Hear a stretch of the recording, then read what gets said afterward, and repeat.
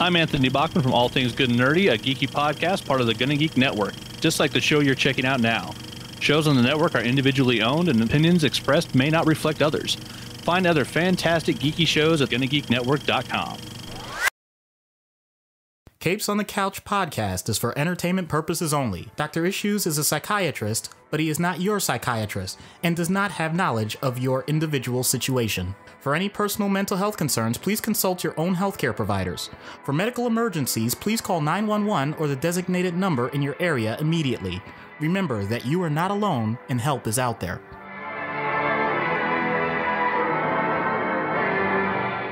Hello and welcome to Capes on the Couch, where comics get counseling. I'm Anthony Sitko. And I'm Dr. Issues.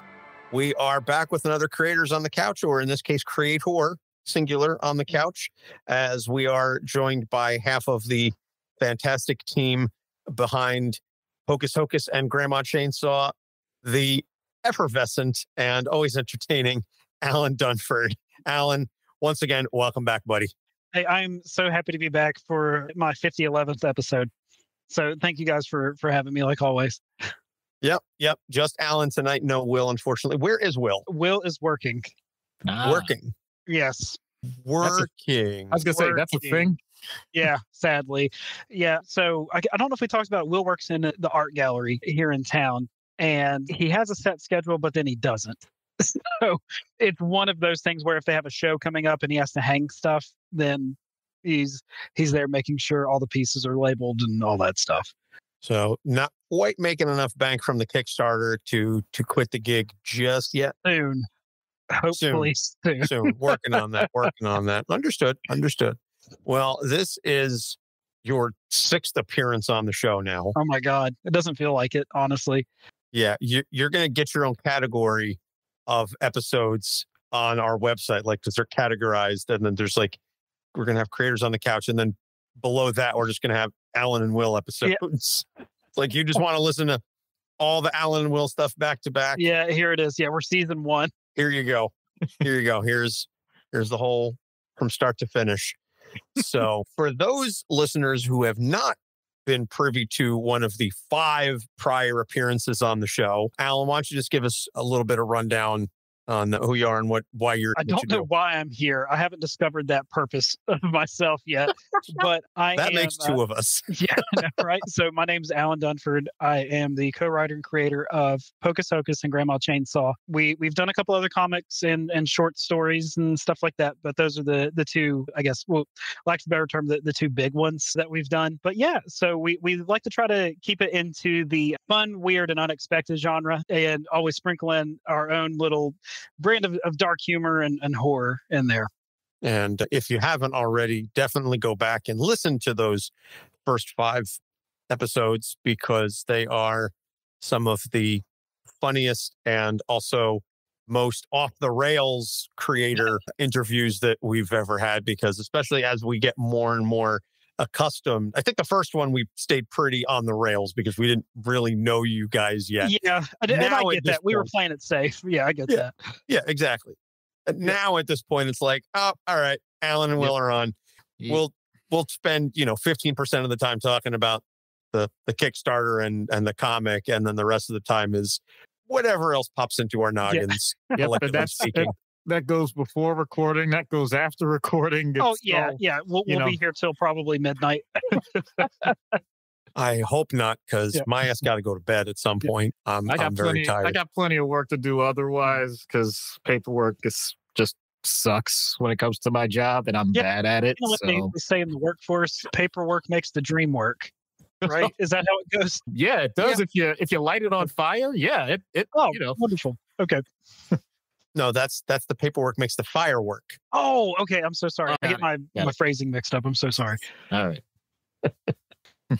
Gotta get those TP1 reports. TPS reports. They give off a special glow. Yeah, and I don't go, and I know we're way off, but I'll just do it anyway. So I don't know if you guys have seen the whole F-it, like guy just throwing papers into the air saying, enough of this.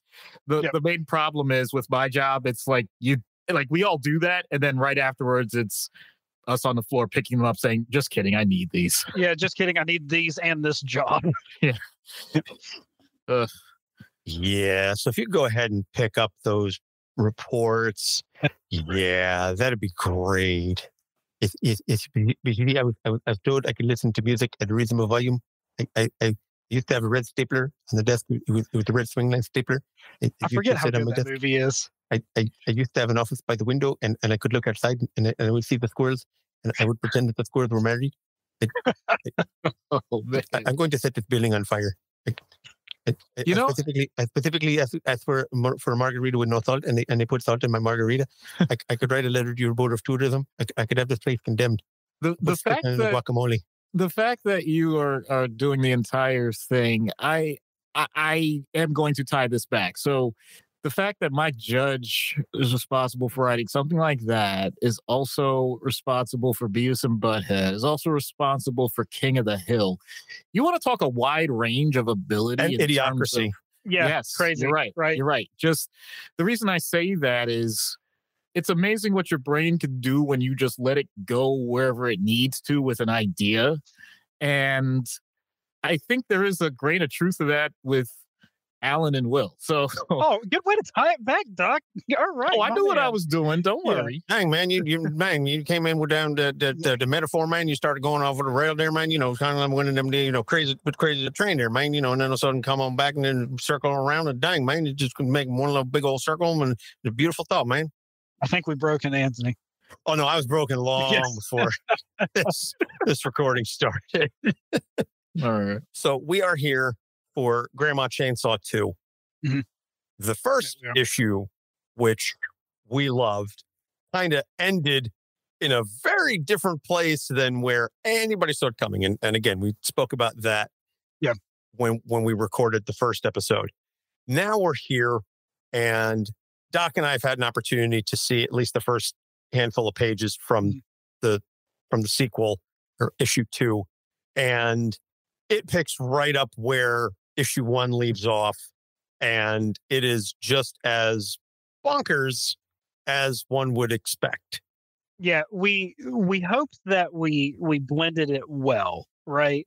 Because after, I think we have the first 6 pages that you guys have read. There's 2, we were talking about this a little bit backstage, but there's 2 more pages of, okay, we're developing, this is what's about to happen.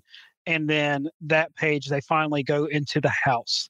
And then from that point on until issue 4, it is just off the rails. Like, we don't have to really do any more character development from that respect. Of course, there are going to be situations that arise that are going to challenge some of the characters emotionally, but we get to just cut loose, and no pun intended, right? And we get to just go absolutely crazy. And how issue 2 ends is probably more wild than issue 1.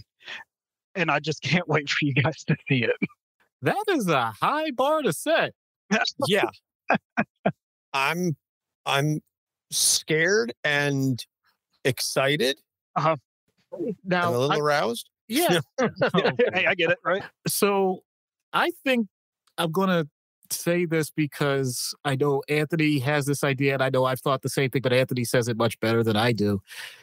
We have both had this thought. You know how movies always have certain flows where there are action scenes and there are, quieter scenes where you have to set the pace and the tone, and, you can't just keep firing over and over again on the same high notes and all that. Well, what if you just did away with that? What if you just did high note after high note after high note, action sequence, like just nonstop, and just kept going with it?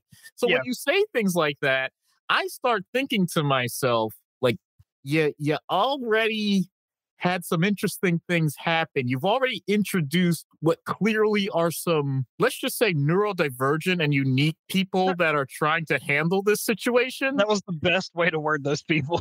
So I am definitely intrigued as to how anyone actually gets anything done with this, but I'll leave that up to you. But if there are any hints at that, if you could like just kind of give us a little hint, maybe.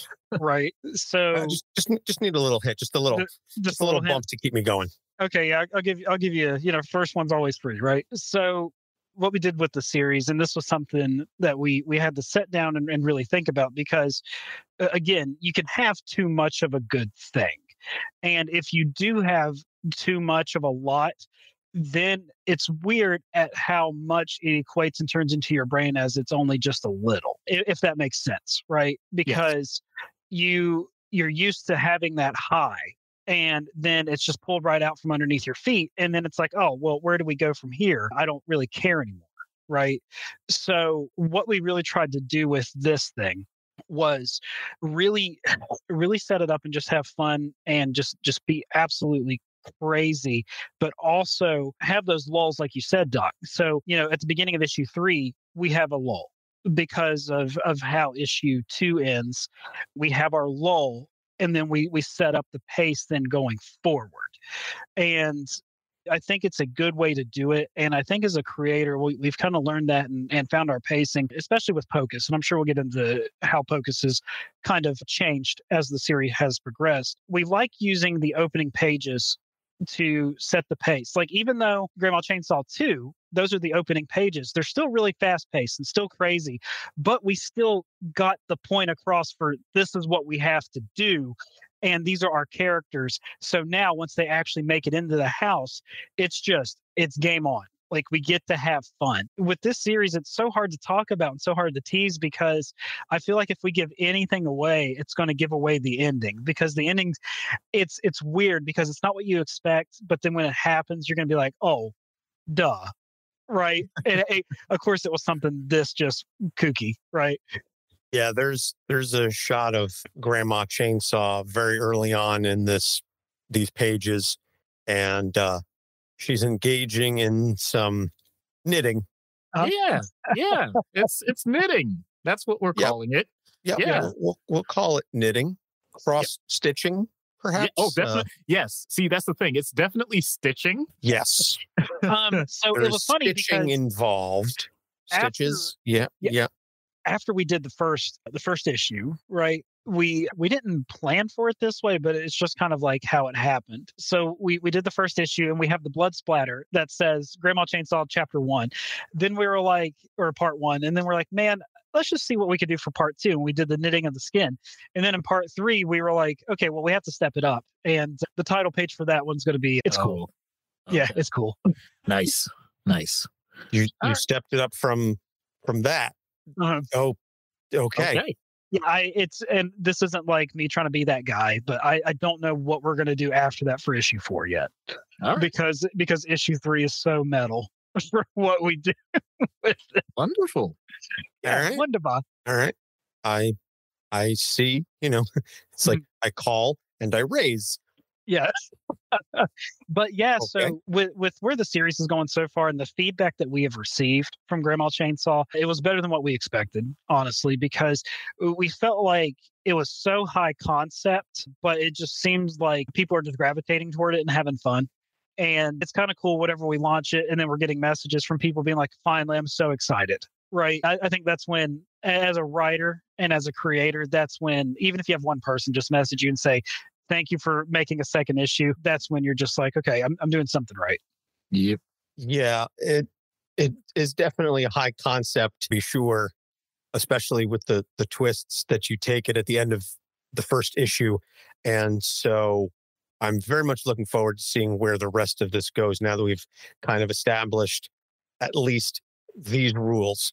Mm-hmm. So the set of otakus, shall we say, to put it tactfully, that you've assembled for this crew, how real are they to you? Because I definitely knew some of these guys in college. There was Wayne and Jeff. They would have absolutely fit right in with the Dead Squad. With the Dead Squad, without question. I think we talked about it last time, but the Dead Squad is something that we were trying to figure out. Oh God, this is going to sound like I'm sadistic, but great. I'm talking about Grandma Chainsaw, right? That's a good thing. So when we were writing this thing, we were like, okay, so we have our 4 characters. Then what? This is a slasher. How do we make it a slasher? What constitutes a slasher, right? How do we keep people engaged over a 4-issue span for a story like this.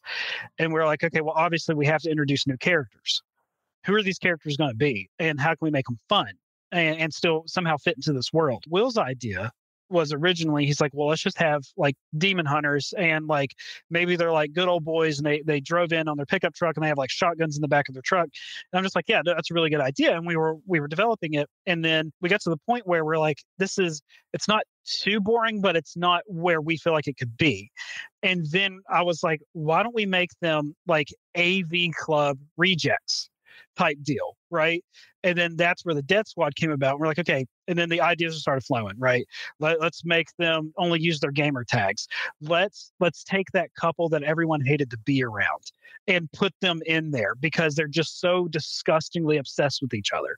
Let's put the one guy in there that thinks he's God's gift to everything, right? And we just had fun. And then we made Two-Ton. And we love Two-Ton so much. It's a very, very interesting cadre of characters that you've assembled, and I look forward to them meeting Hazel and then their inevitable demise shortly thereafter. Because that's the thing, right? It's no secret on what's going to happen to these guys. Yeah. That's something that we have not strayed or tried to shy away from since the beginning of all of this, because it's funny, right? Because the Death Squad is ultimately there to ramp up our body count, and we're okay with that. Yeah. I mean, it fits the genre. It's the trope. Yeah. You can't have a slasher type story with like 2 deaths. It doesn't really work. Mm-hmm. Yep. And that was something, again, like that's what we talked about. So with these guys, I grew up, how I spent my weekends. I spent them playing Friday Night Magic, and I spent them playing D&D with my friends, right? And we would play at our local game store. And it's funny, the stuff that like in that culture, I love this stuff. Like I read manga, I do all this stuff. And it's just funny to even just kind of use it to make fun of yourself too, with some of the stuff and how, and even just play on how people perceive that culture too, right? Because we were throwing in crap that we thought maybe we'd have to do like an explanation for, but it seems like it's been pretty universally grasped on what it is. If you know, you know. Yep. Yeah, it's very much no longer the people who are shunned, as you say. Like, a lot of the cool kids play D&D now. Mm-hmm. There's still a little bit of a stigma, but it's nowhere near from when, say, people of our age cohort, were doing this stuff back in high school and college. Right. And it was even worse before that. You go back to something like the 80s, you see in Stranger Things. It's like we have to play, in somebody's basement. Right. Yeah. Exactly. And that was the thing too. Like also with that, it wasn't so much from like a subculture standpoint, right? We also wanted to make these characters just so gross that you can't wait to see them die. So I think that's a good check mark of a slasher to have when there are some characters that you are emotionally attached to, because, I think you also need that balance, right? But then there's the ones that you're like, oh, thank God, I can't wait. You're chomping at the bit for the next issue because you're hoping that this one guy makes it or this one doesn't, right? Yep. That's it. I just like to call them the killer tournaments. Just at some point you're gonna have that one shining moment of gore. Oh yeah, dude. And that's the thing too. Like there's a scene in the second one, and I can't wait to talk about it with you guys after you read it, because I pulled a lot from my childhood and threw it in there. So I'm very excited to talk to you guys about that one. Okay, so we'll get you on the couch and the hot seat. Yeah. Okay. There you go. Yeah. And it's this scene. I think you guys will know what I'm talking about, especially being raised by my grandmother. Mm-hmm. So it's gonna be a lot of fun to talk about this and how we can pull from our influences and our surroundings and stuff. So the Kickstarter is live as of the other day, or at least when we're recording this. Yeah, we launched it. Yeah, about 4 days ago. We funded within about 24 hours. So yay! yay! But we got promises to keep and miles to go before we sleep. So we have 20 odd days right now, and then we're obviously starting to push for the stretch goal portion of this whole thing. So I see that there are some stretch goals. So at 4,500, there's going to be a sticker. At 6,000, there's going to be a print. And at 7,500, there's going to be another print. Yeah, by the series artist, the Brian Belanto, who is just exceptional. That is definitely a word. There are many, many colorful, positive words you could use to describe Brian's art. Let's talk about some of these covers, because I'm looking at them and just... Doc, which one's your favorite? Okay, so it's still the Sajad. Yeah, it has to. Yeah, man, Sajad did crazy. I love Kit's manga cover too. So I was just about to say that one is also solid, because first off, I mean, it's Kit. He's got such a distinctive style. It just jumps out at you right away. I'm assuming that is accurately translated Japanese for Grandma Chainsaw. I put up, Kit thinks he got the kanji right on it, and then I did the tried and true, take Google Translate on your phone and hold it up to it, right? And it translated to Chainsaw Grandma, which I think is probably a good translation, right? Yeah, that's about as good as you're going to get it. Yep. And then, of course, Brian's main, he understood the assignment. And it's just... he always does. Yeah, it's just crazy. And then Ruben Mocho, whenever I talked to him about it, I just wanted a good, iconic action, like, just... cover. And just the way that he positioned the blood splatter and everything, and the look on her face, and how narrow he made everything, it's just he did such a good job. He really did. It's very narrow is a good word for it, because it's very angular, it's very sharp. That's not a reference to any cutlery or anything like that, but the angles of the face and the angles of the artwork it is very sharp and singular focused. So I do thoroughly enjoy that. And then we've got Sajad. What do we say about Sajad's cover? It's just clean. It's just a good, clean cover. Yep. Well, it's not clean, but there's a bit of blood there. Quite a bit of blood on there. So I don't clean. I get what you're saying. It kind of gave me a little bit of like a Joker feel to it. Like, yeah, definitely. Yeah. And I would say more. I'll be honest, as soon as you mentioned it, I'm just literally like just flipping back and forth with the covers. I really enjoy these types of things, just going back and forth. So the eyes, that's another thing that I love about the Sajad cover is the eyes. Yeah. Mm-hmm. There's no pupils. Yeah. Right. Yeah. It's all white. Oh God, it's just horrific. And like you were saying, Doc, too, like, so on this thing, what we wanted to do, especially, going forward and stuff, we want each cover to feel like it's its own beast, right? We want all the variant artists to have their own personality, because that's the purpose of a variant cover, right? It's a variety to showcase the artwork of the artist and how versatile and different they can be from the story. And I just think that these guys, it's something for everyone.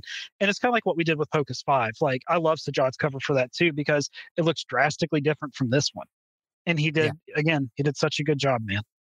And then, of course, we have our exclusive, the holofoil metal cover by Juan Angel. We actually found Juan when we were looking for just another cover artist. We saw his work, and Juan does mainly these eldritch horror portraits. So we're like, we'll see what he does with the grandma on a chainsaw. And then we got that, and we're like, this is horrific. Yep. Yeah, it's beautifully creepy. And I'm here for it. Although I'm sure this wasn't the intention, because at least with the first edition, I loved a lot of those covers, and my daughter saw one of them and said, "Oh, I have to read this." How old's your daughter? She's 11. So I basically said, I'm like, okay, hold on. Yeah. And mind you, because I would be a hypocrite, because I got exposed to those things around that age, decades ago. So my first movie was Terminator 2. Gotcha. So it's not that I didn't say she can't read it. It was more like, just do it during the day when we're awake, because I didn't want her to freak out at night or something. And I don't know why I was worried, because honestly, she's doing some shopping for new clothes for the summer and stuff. And the first thing she does is drag my wife to Hot Topic and get some of these like death metal style t-shirts. And I'm just like, Awesome. oh, okay, never mind. We're good. All right, so we'll send her own copy for the next one. Got it. Yeah, she's very much her father when it comes to that kind of thing. So we got all the variant covers. Love the shirt. Oh, yeah, the Dead Squad tee. I don't know who wants to be an honorary member for the Dead Squad, but we thought it was just hilarious just to throw that t-shirt in there. It's a cool logo. Mm-hmm. Yeah. You know, the interlocking DNS. I dig it. It's simple but straightforward. Plus it's black and red, literally my two favorite colors. So you got me. Yeah, made it just for you, Anthony. It's all for you, Anthony. It's all for you. That's what I love to hear. And I just love it, love it, love it. And then, of course, you've got the different tiers and the add-ons where you can catch up on not just the first issue, but also Pocus Hocus. Right. Now, I see that among the tiers and the add-ons and such is the Horus and Hell #1 Ash Can. Yes. Now, we have seen more of Horus and Hell. You have. And it's kind of an exciting thing, because that's going to be our next campaign. It's going to be the fully fleshed out Horus and Hell issue 1. So that is the next campaign before we get back to Pocus 2/2. Yeah, so the sixth installment of Pocus Hocus, we're working on that right now as well. And we're kind of gauging it to see. So we're kind of in a weird spot right now, because we're about to hit the direct market with Pocus 1, right? So the sooner we can finish Grandma Chainsaw, the sooner we get in the direct market. But we also want to keep putting out Pocus because we love that story so much. And we already know where we're going up until like issue 12. So it's just one of those things where we're trying to find the time and the gas power, I guess, to do everything. So it's a fun balancing act for all this, especially when we have these projects that everyone on the team is just so passionate about and having such a blast with. Yeah, it's a wealth of riches at this point. You're like, which of these well-received and acclaimed projects should we work on next? And, if only I had enough time to work on all of these passion projects that everyone seems to enjoy and people want more of. Woe is me. Whoa. We are I do want to talk to you guys about this here in a second, but we're anxious to see how Horus and Hell is received, because it's our first time producing a full book with Kit Wallace, because his artwork is so different from Brian's. You know what I mean? But, Brian is doing a variant cover for Horus and Hell. So we're obviously keeping that spirit there too. And Brian might be working on something else for Horus and Hell, but I'll reveal that later, because we obviously want to keep all the team together for all this stuff, because we're all just having a blast, man. But yeah, we're excited to release that. And you guys got a chance to see 3 new pages and the cover that we haven't revealed yet. And I will say this, I love everything that Kit does, but the new cover for Horus and Hell might be one of my favorite things that he's ever done. Okay. Yeah. You would send it to me over text, and I looked at it and I was like, oh, this is... Yeah. Yeah, I was like, holy smoke, this is incredible. Yeah, this is that's the spirit of the book. So that's where we're going with it. And it's just wild. So let's talk about another project. This one is a little more, shall we say, personal to Doc and I. Let's talk about the Skinner. Oh, okay, wonderful. It's a heartwarming tale. Yes, it is. Lots of warming. And yes, it puts a smile on my face. Yeah, so I think we talked about it before. The folks at Bad Bug asked us to do another short story for their Roseblood Manor horror anthology. The first one we did was The Wandering Man, which was about a art connoisseur who gets more than what he ever bargained for with a masterpiece painting. Right. And then now this one, Roseblood Manor, takes place in an asylum in this issue. And I read through the frame narrative that they have, and then I was like, I think I have a good idea for a story. We're going to do one about a serial killer that happens to be also living in the asylum. And then out of my brain poured the Skinner. And I think I need help. Doc, you got time after this? Based on what happens in the story, probably not. Yeah, it's a lot. It's a lot to take in. Mm-hmm. So okay, so the Skinner, it kind of does what it says on the label. It's like our grandma chainsaw, right? So it's about a serial killer who skins people because he is trying to make the sinner thinner because a voice in his head is telling him to do these things, and he finds out his ultimate purpose is he actually needs to be the victim. Yeah. Which we thought that was kind of a fun twist, right? Oh yeah. Yeah, absolutely. And it's fascinating because on a daily basis, I have to ask that type of question. Like, is there anything that's telling you things that maybe we don't hear or we don't understand? Or is there anything specific if you are able to hear things that other people don't? And in this case, I'm used to people sometimes saying like maybe a little, but not anything specific I can make out, or yeah, it tells me bad things, but I try to ignore it and all this. In this case, it's more like, yep, it's there. Let's go. Let's do this thing. Yeah, we're best friends. So the artwork on this thing, obviously, like everything we do, we tell Brian, just go crazy, have fun. And I really think Brian was in his element, and he made something so dark and gritty. And it just felt, it sounds weird, it felt right to the story and everything. Completely blown away by the Polaroid pages that he made for pages 4 and 5 for the spread of it. Mm-hmm. And then the reveal of the angel and the knife. You know, I thought that he did just a cool job on all of it. And you guys, if you happen to read it for the anthology or anything like that, Anthony and Doc's name may or may not show up in there as one of the Skinner's victims in the Polaroid page. So yeah, that looks nothing. By the way, that looks nothing like us. But then again, I guess that's the point. Yeah, you guys are kind of filleted at that point, right? Yeah, I look a little different with the top layer of my epidermis removed. So I'd imagine the features are going to be a little off. Yeah, just a little bit. But yeah, I hope you guys liked it. Thank you guys for letting us throw your names in there. Yeah, you texted me and you were like, oh, we did this thing. We threw your names in there. Let me know if it's not okay and we can edit it out. I'm like, in what universe would we say, man, some people are weird about that stuff. My name associated with this. Yeah. Some people are weird about it, and I always want to make sure, we're paying respect for people's wishes and stuff like that. So I get it. I saw it and then I showed my wife and I was like, we are in this comic now, like we are named in it. Again, amazing. I'm really happy with how the Skinner came out. Writing short stories is hard, a lot harder than what I would think, because we're trying to get across this, what I felt like was a relatively complex story in 8 pages. And I hope that we did that at least. Oh, you did. So now where can folks get this anthology? So it was on the Roseblood Manor Kickstarter. They're about to launch Roseblood Manor 3, and you can get back issues. We are not going to be on Roseblood Manor 3, but we're on issues 1 and 2. So if you do back Roseblood Manor 3, you can always get the previous issues as well. Okay. Yep. All right. I will scroll through that and check that the Kickstarter.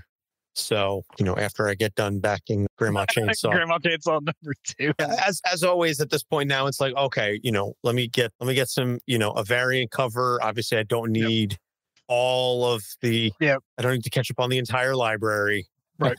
The Survivors Pack. Yeah. Not necessary at this point. And this is what I was wanting to talk about with you guys. I feel like we're really all getting in our stride over at the Top Hat Camp. We were very happy with how Pocus 5 turned out. And it really did just give us that much more drive for Pocus Hocus 6, because we felt like we really set the world up with how dark it is, but still tried to keep the humor going. And this one was a little bit more challenging because things are getting really serious now for the group, right? And I don't know if you guys remember what chapter 6 is called, but it's chapter 6, The Death of Pocus Hocus. Mm-hmm. So we thought that was kind of a cool teaser for what's coming next. Sure. Yeah. All right. I'm hungry. I'm here for it now. Yeah. Yep. We'll be very excited for the Horus in Hell Kickstarter, but all the time I'm going to be going, when are we going to see Pocus and Emily and everybody else? Pocus and Emily and the family. And so, we're excited too, because in the next issue, we finally get to dive into Lily a little bit, because issue 5 is really our setup issue. right? We had a bunch of characters we had to go and get in. We had to Aladdin that shit. This was a whole new world. So we really had to like make sure we gave these characters just enough screen time to where, oh, I want to know more about this person. They seem kind of interesting, right? So now we get to really go in and show Lily as a 3-dimensional character in the next one, and her interaction with her assistant. And we just get to have a good character development scenario while still maintaining the pace and the severity of everything. All right. So, we've talked about Grandma Chainsaw. We talked about Pocus and Horus and Hell. Mm-hmm. We talked about the Skinner. Is there anything in any new universes that you and Will either individually or collectively are working on that is very different from these other stories? We have 2 other series that we're currently developing. So because Grandma Chainsaw is going to end at issue 4, and I like using this example, we don't want a Jason Goes to Manhattan situation on our hands where we don't know what we're doing with it, and we're just Hazel goes to the big city, stuff like that. Like with something like this, and Doc, we were talking about this, like where you can have too many highs, right? Mm-hmm. And then that's when you bottom out. It's weird how it happens. Like the euphoria spikes and then it just crashes and burns. Yep. So we don't want Hazel to overstay her welcome. And we think with how it ends, it's going to be very satisfying for people while still also leaving them wanting more. And if we ever decide that we want to branch off from Grandma Chainsaw after that, hey, great. And if not, we're happy with saying this is it. This is our 4-issue mini for a slasher horror series. So we were thinking, of course, in that vein, what can we do next, right? So we're working on a detective story called One Sunday Afternoon, and it's about a detective who is given a case on a Sunday where he keeps finding the bodies of children, and we call our killer in it the Sabbath Killer because he only kills on a Sunday. So we're really playing into that and just having a lot of fun getting that going. And this one's looking like it's going to be a graphic novel just because of how the story's laid out. We think that it would be better told in one sitting. So we're doing it that way. And then the other one that we're cracking up over, it's in the same vein as Grandma Chainsaw, but it is called Deacon Dan's Famous Chili. Oh my God. And it's about a church deacon who has a very secret recipe to his chili, and people can't stop eating it. Uh-huh. Oh boy. Okay. Yeah. Oh, all right. So let me get this straight. You have does Coldplay show up at any point? It's Coldplay. Oh no. They Coldplay, should. right? It was Scott Tenorman. No, it was it Radiohead that showed up? it was Radiohead. It was definitely Radiohead. That's what it was. Coldplay was Radiohead. Yes. Yeah. So we have this very cancer in his ass. Yeah. we have a. There's also a Tales from the Crypt episode. It wasn't chili, but So didn't it have like Dean Cain in that episode or something? No. Well, you're right. It was a Superman. It was not Dean Cain. Okay. It was Christopher Reeve. Thank you. Because whenever we were talking about it with Brian, we're like, so this is what we're going for. We're doing a Sweeney Todd meets Dexter type deal. Yay. And thrown in with a little bit more like, why am I rooting for this guy? He's terrible. But of course, it's going to be very dark comedy, very brutal, very graphic. Deacon Dan's Famous Chili. All right. So you're hitting more of the horror notes. You have a mystery graphic novel coming up. So what you're basically telling me is you want everything that you guys produce to take up all of my free time. That's what I'm hearing. Yeah, that's the ultimate plan. That was whenever we have our roundtable discussions at Top Hat for, like our 2023 calendar, 2024, this is kind of what we're looking at. The number one part of the agenda is how can we take up most of Doc's time?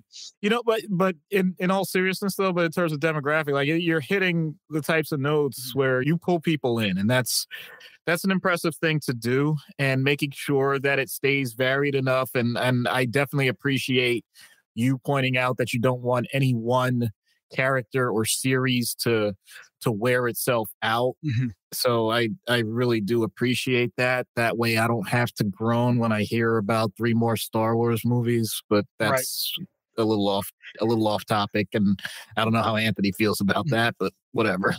Yeah, so and that's what's weird, right? Because with Pocus Hocus, that story lends itself well to be an ongoing series because of how fantastical the world is. And honestly, with Pocus, the sky's the limit because there's so many supernatural forces that we can pull from and just crazy worlds that we can visit, and there's so many different scenarios from where you sell your soul that Pocus finds himself in. And even if it plays out one way, we can still take it a whole nother direction and it would still work. But Grandma Chainsaw only works well in a vacuum. What one Sunday afternoon only works well within that singular story. Deacon Dan, as crazy as it's going to be, it's only going to work well in like 3 to 4 issues, right? So that's why we're trying to keep it varied, still also have a good enough selection of titles that really we try to find something for everyone if they're looking for something darker, right? And something that's just fun. Ultimately, at the end of the day, as long as you're having fun, we're doing our job. So yeah, and I hope these things deliver. But yeah, it's been a blast so far doing all of this. And I appreciate you guys, especially just kind of being here for the ride since the beginning and seeing all this crazy crap that we've come up with. You keep writing really entertaining crap and we will keep bringing you back. I mean, that's why you're here 6 times. Yeah. Yeah. Like I said, you're going to get a category on the website just for you and Will. Yeah, just showing up. So we're going to start wrapping this up. Alan, we'll have links to the Kickstarter and everything else in the show notes so people can click on it and hopefully to back this fantastic content. Where can they find you on the internet?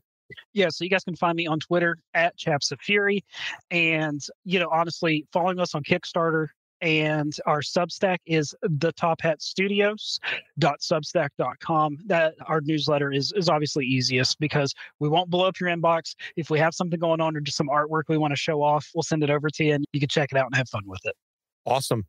And hopefully when we get you back next time on the show, hopefully Will can join us. Yes. That he will not be working. The sound of that. Come on, man. It's Saturday night. Yeah. What the hell are you doing working? You guys are lucky I wasn't called in to work for this. So, hey. Yeah, it's like, poor Doc. Just always has that phone ready. Fair enough.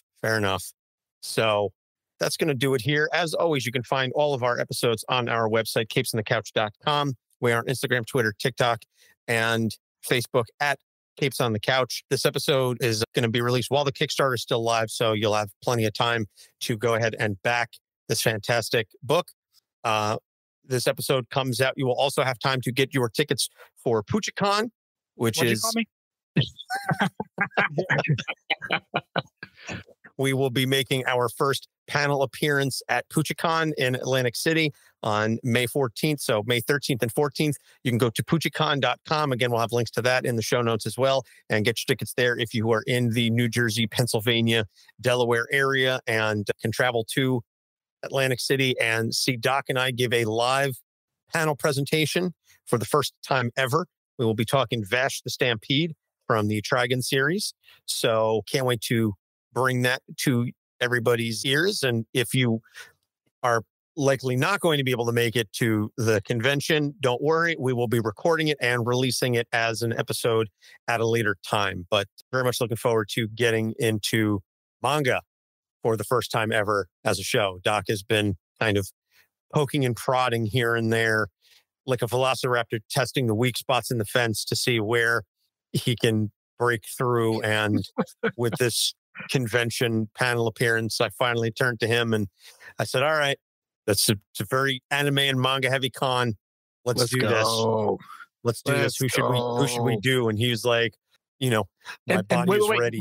Let's make this clear. The reason I ended up going with someone from Trigun is because it was at the request of my daughter because I introduced her to it. So I was going to say Vash is overrated. You guys should have just done Guts from Berserk, but whatever. I would if I actually took the time to really thought that Berserk mattered. Shots fired. Oh, don't say that because Ariel will drop the Patreon membership over that. He was devastated when the creator died. Yeah, I was too. No, It seriously, hurt. no, seriously, Yeah. no, seriously, no, it's amazing. I was clearly Yeah, I know. a joke, okay? I like Trigun Okay. too. Okay. The problem with Ariel, Trigun, Ariel was like about to like these sons of bitches. I'm Yeah. gonna cancel. dude, I'm not. No, like, I'm not that ridiculous. Don't worry. I still have my senses. So it's yeah, okay. Trigun's awesome, but the manga for Trigun does not make any sense.